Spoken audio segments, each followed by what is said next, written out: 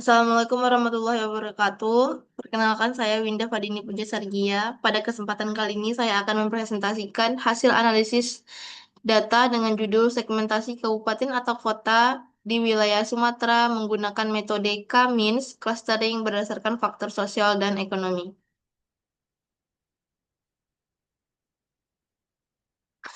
Kemiskinan masih menjadi salah satu permasalahan utama di Indonesia karena mempengaruhi kualitas hidup masyarakat, pendidikan, kesehatan, hingga peluang ekonomi.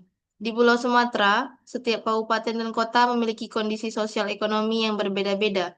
Perbedaan tersebut dapat dilihat dari tingkat kemiskinan, indeks pembangunan manusia, rata-rata lama sekolah, dan PDRB. Karena adanya perbedaan karakteristik tersebut, diperlukan pengelompokan wilayah agar pemerintah dapat menyusun kebijakan pembangunan yang lebih tepat sasaran. Oleh karena itu, penelitian ini menggunakan algoritma K-means clustering dan elbow method untuk menentukan jumlah klaster yang paling optimal. Adapun tujuan penelitian ini adalah melakukan segmentasi terhadap 154 kabupaten dan kota di wilayah Sumatera berdasarkan keempat indikator tersebut.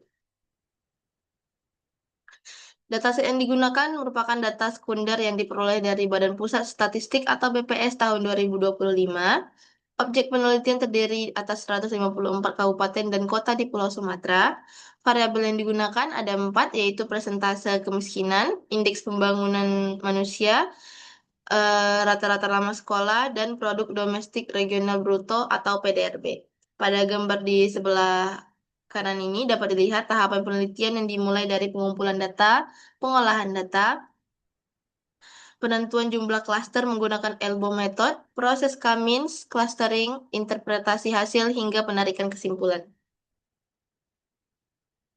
Setelah diperoleh datanya, dilakukan proses pengolahan data atau data processing.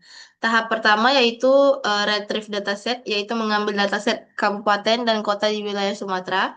Selanjutnya, set role, yaitu menentukan atribut atau variabel yang akan digunakan dalam proses analisis ini. Setelah itu dilakukan normalize menggunakan metode Z-transformation agar seluruh variabel memiliki skala yang sama sehingga tidak ada variabel yang lebih dominan dibanding variabel lainnya. Setelah proses tersebut selesai, dilakukanlah penentuan jumlah klaster menggunakan elbow method. Beberapa nilai K diuji menggunakan nilai WCSS atau Within Cluster Sum of Squares. Dari grafik terlihat bahwa penurunan nilainya cukup signifikan hingga K sama dengan 4. Kemudian grafik mulai melandai. Oleh karena itu, jumlah klaster yang dipilih dalam penelitian ini adalah 4 klaster. Setelah diketahui jumlah klaster optimal yaitu 4, selanjutnya dilakukan proses K-means. Tahapan yang dilakukan dimulai dari pengambilan dataset, menentukan atribut yang digunakan, kemudian melakukan normalize data menggunakan metode Z-score. Setelah itu, algoritma K-means dijalankan dengan jumlah klaster sebanyak 4. Hasil akhirnya berupa model pengelompokan seluruh kabupaten dan kota di dalam eh, 4 klaster tersebut berdasarkan kemiripan karakteristik sosial ekonominya. Selanjutnya, hasil tersebut dianalisis menggunakan nilai sentroid dari masing-masing klaster.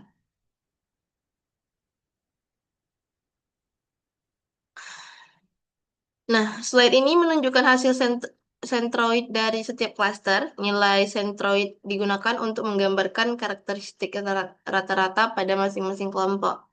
Klaster 0 memiliki tingkat kemiskinan yang tinggi, sedangkan nilai IPM, RLS, dan PDRB-nya rendah. Oleh karena itu, klaster ini dikategorikan sebagai daerah yang masih tertinggal. Klaster 1 memiliki nilai IPM dan rata-rata lama sekolah yang tinggi karena serta tingkat kemiskinan yang relatif rendah sehingga mewakili daerah berkembang.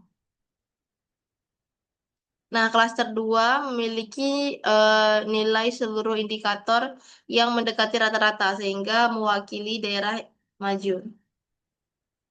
Sedangkan klaster 3 memiliki nilai PDRB yang paling tinggi disertai IPM dan RLS yang tinggi juga serta tingkat kemiskinan yang rendah. Klaster ini memiliki mewakili daerah yang sangat maju.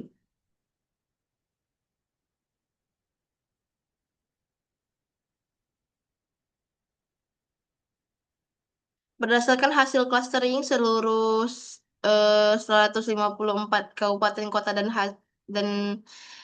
kabupaten dan kota yang ada di wilayah Sumatera berhasil dikelompokkan ke dalam 4 klaster. Klaster terbesar adalah klaster 2 yaitu sebanyak 77 daerah atau sekitar 50%. Sedangkan klaster 3 merupakan kelompok terkecil dengan jumlah 8 daerah atau sekitar 5,19%. Nah, dari hasil tersebut dapat disimpulkan bahwa kondisi sosial ekonomi antar wilayah di Sumatera cukup beragam, sehingga setiap kelompok memerlukan kebijakan pembangunan yang berbeda sesuai karakteristik masing-masing daerah. Pada slide ini ditampilkan visualisasi hasil clusteringnya. Nah, gambar di sebelah kiri ini merupakan cluster centroid chart yang menunjukkan pola setiap indikator pada masing-masing cluster. Sedangkan gambar di sebelah kanan ini merupakan heat map yang memperlihatkan perbedaan nilai setiap indikator pada masing-masing kelompok.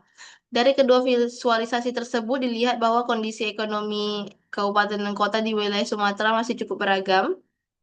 Oleh karena itu, hasil segmentasi ini dapat menjadi dasar bagi pemerintah dalam menyusun kebijakan pembangunan dan pengentasan kemiskinan yang lebih tepat sasaran sesuai karakteristik sesuai setiap kelompok daerah.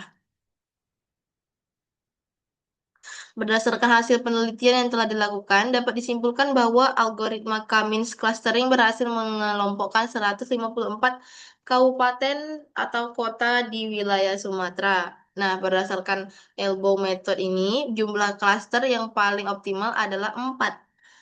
Berdasarkan klaster tersebut terdiri atas daerah tertinggal, daerah berkembang, daerah maju, dan daerah sangat maju. Hasil penelitian ini diharapkan dapat menjadi acuan bagi pemerintah dalam menyusun kebijakan pembangunan yang lebih tepat sasaran sesuai kondisi sosial ekonomi masing-masing wilayah. Sekian presentasi dari saya. Terima kasih. Wassalamualaikum warahmatullahi wabarakatuh.